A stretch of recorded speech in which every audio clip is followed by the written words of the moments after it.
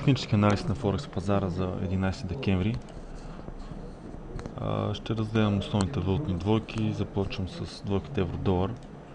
Еврото намери подкрепа в стронг нивото 1.2880 и в момента на малките графики имаме формиран възходящ тренд, който вече отведе котировките над съпротивата 29.40 и в момента биковете атакуват тренд линията от нисходящото движение след 5 декември.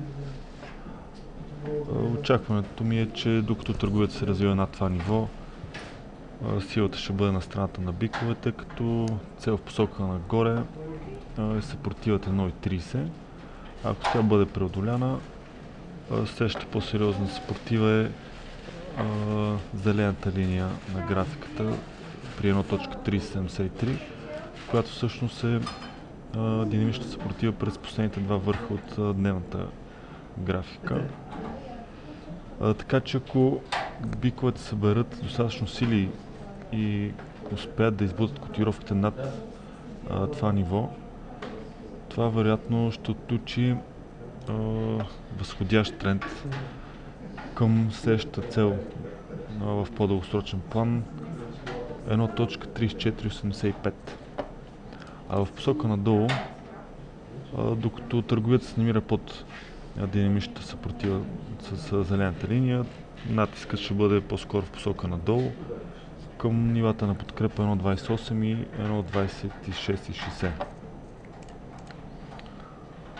При двойката паунд-долар покупките на долари от миналата седмица се отразиха в поевтиняване на паунда спрямо долара, който достигна стронг нивото 1.60, след което аналогично на еврото беше формиран възходящ тренд, който отново върна котировките над нисходящия ценови канал от дневната графика.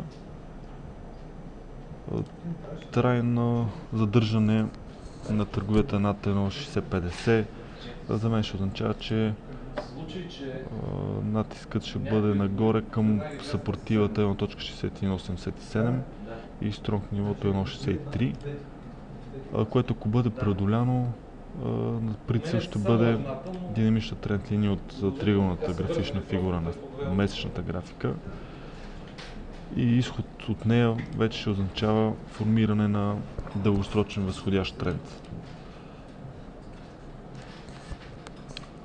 Волатилността при двойката долар иена силно намаля и тя се търгува в тесния рейндж 82,80 и 81,70, което вещае предстоящо насочено движение с голям интензитет. Като повод за отключване на такова движение най-вероятно ще бъде пресконференцията утре вечерта в 10 без 5 относно паричната политика на ФЕД. Тогава очаквам търговията да остане в този рейндж. В посока нагоре, ако котировките преминат 83, това за мен ще бъде сигнал за продължение на възходящия тренд от 13 септември към съпротивата 85,50. А в посока надолу, пробив на 81,50 най-вероятно ще доведе до задълбочаване на корекцията на долара спрямо иената към 80,62 и евентуално към стронг нивото 80. И при двойката австралийски долар, щатски долар, движението нагоре продължава с много слаби темпове при дълбоки корекции, което прави търговията доста трудна. В дългосрочен план тук изчаквам изход от триъгълната формация на седмичната графика в посока нагоре. Ключово ниво е 1.0620, в посока надолу 1.0161. Иначе текущо на лице е възходящ тренд на 4 часа и търговията се развива вече над съпротивата на 1.0480 и докато това е така, ще очаквам тест на следващата съпротива 1.0620. Благодаря за вниманието, пожелавам ви успешен трейдинг.